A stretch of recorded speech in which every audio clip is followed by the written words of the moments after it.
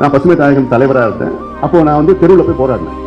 Mount ரோட்ல ஒரு banner, ஒரு சினிமா பேனர் ஒன்று, ஒரு ஹீரோ அவர் வந்து சிகரெட் குடிக்கிற மாதிரி ஒரு பெரிய பேனர் மவுண்ட் ரோட்ல அப்படியே தொங்குது. அது எல்லாம் பார்த்துட்டு தான் போறோம். என்னடா அப்புறம் அருள் எல்லாம் பிளான் பண்ணாங்க. ராத்திரியே போயிட்டு அந்த பேனர்ல எங்க பேனர் போட்டோம், பசுமை தாயகம். அந்த சிகரெட் குடிக்கிற காட்சி மட்டும் பசுமை தாயகம் பேனர் மட்டும் அதை தொங்க விட்டோம் ராத்திரி.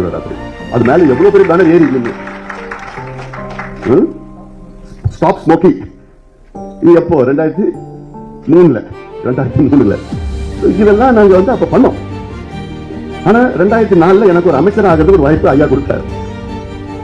அப்ப என்ன, தெருவில் நின்று போராடினவன் நானு கையெழுத்து போற நிலைமைக்கு ஒரு பொறுப்பு எனக்கு வந்தது. அப்ப வந்த பொறுப்பு வந்த உடனே கையெழுத்து போட்டு அந்த அதிகாரத்தை பயன்படுத்தி கையெழுத்து போட்டு no smoking in public places, COTPA act, enforcement of COTPA act